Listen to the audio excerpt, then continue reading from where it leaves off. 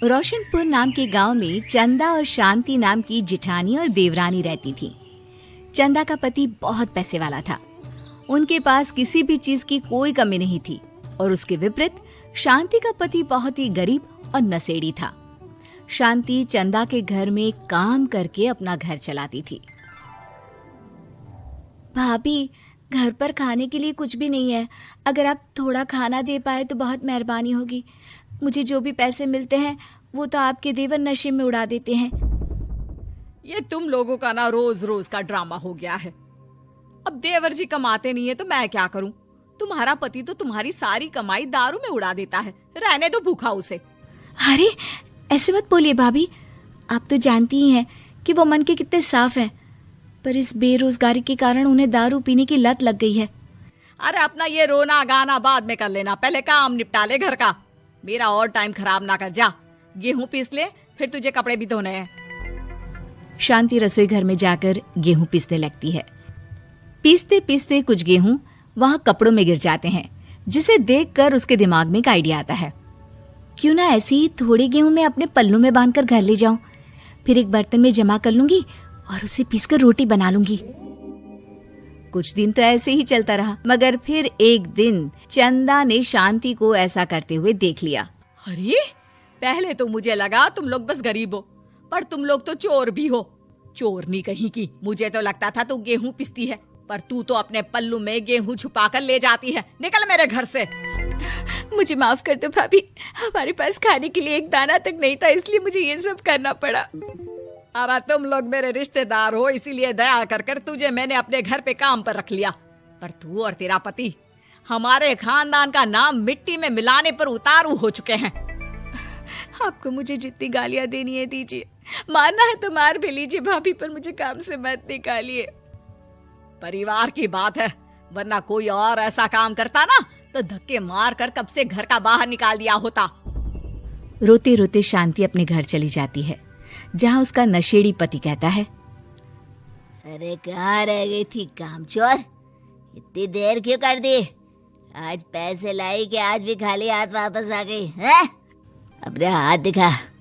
जरूर पैसे छुपा लिए ताकि मैं दारू ना पी पाऊं।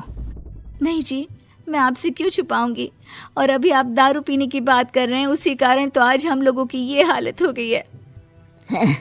किसी काम की नहीं है तू, बिना मार खाए समझेगी नहीं। रख, अभी तेरे होश ठिकाने लगाता हूँ। रामलाल शांति को बहुत मारता है। शांति का मन दुखी हो जाता है और वो गांव के तालाब के पास के एक पेड़ के नीचे बैठकर फूट फूट कर रोने लगती है। मैंने कभी किसी का बुरा नहीं किया, फिर भी भगवान मेरे साथ ऐसा क्यों कर रहा है? मैं तो रामलाल जी की फिक्र करती हूँ, फिर भी उन्होंने मुझे इतना मारा। तभी उसे एक आवाज सुनाई देती है, रोने की कोई जरूरत नहीं है बेटी, चिंता क्यों करती हो? ये आवाज कहाँ से आ रही है? शांति अपने आसपास देखती है, उसे कोई नहीं दिखता। वो ऊपर देखती है, जहाँ उसे एक छोटी सी परी दिखती है। आप कौन है? आप तो कोई परी लगती हैं। हाँ बेटी, मैं इसी पेड़ पर रहती हूँ। मैंने तुम्हारी सारी बात सुनी, अब तुम्हें फिक्र करने की कोई जरूरत नहीं। अपनी आंखें बंद करो। शांति आंखें बंद करती है और जादुई परी अपनी छड़ी घुमाती है। उसकी छड़ी घुमाते ही पेड़ के सारे पत्ते सुनहरे रंग के हो जाते हैं। परी उनमें से एक पत्ता तोड़ लेती है और फिर से अपनी छड़ी घुमाती है, जिसके कारण सारे पत्ते पहले की तरह साधारण से दिखने लगते हैं। आंखें खोलो बेटा। लो, इस पत्ते को ले जाकर अपने तकिए के नीचे रख देना। ये तो एक साधारण पत्ता है, इससे क्या होगा? ठीक है, अगर आप कहती हैं तो मैं इसे रख लेती हूँ। शांति उस पत्ते को लेकर अपने घर जाती है और अपने कमरे में तकिए के नीचे रखकर सो जाती है। सपने में उसे वही पेड़ वाली जादुई परी दिखाई देती है। बोलो शांति, क्या चाहिए तुम्हें? मैं चाहती हूँ हम बहुत अमीर हो जाए और मेरे पति नशा करना छोड़ दे, उन्हें कोई काम भी मिल जाए। कल जब तुम सुबह नींद से जागोगी, तुम्हारी इच्छा पूरी हो गई होगी।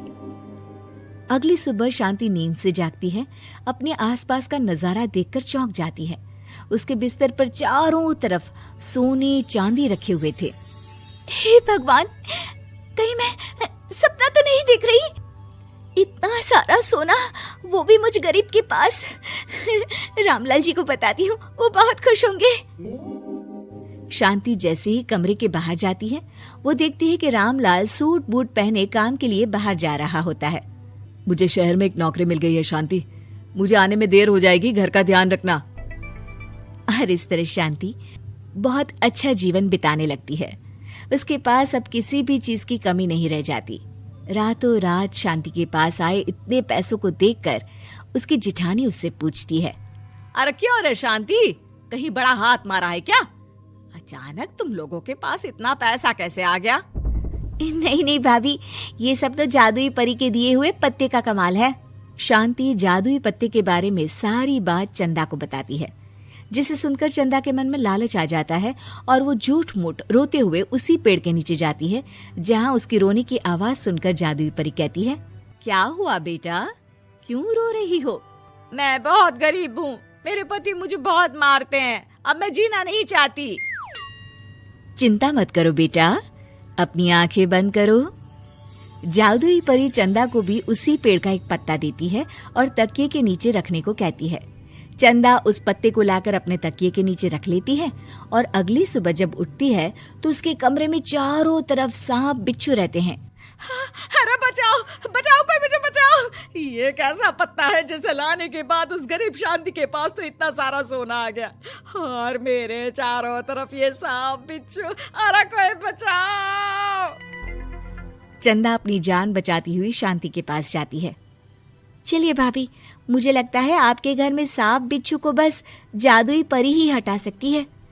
दोनों मिलकर जादुई परी के पास जाते हैं। ये सब तुम्हारे बुरे इरादों का नतीजा है चंदा। तुम झूठ मूठ बस पैसे के लालच के कारण यहाँ आकर रो रही थी, इसीलिए तुम्हें जादुई पत्ते ने उसकी सजा दी।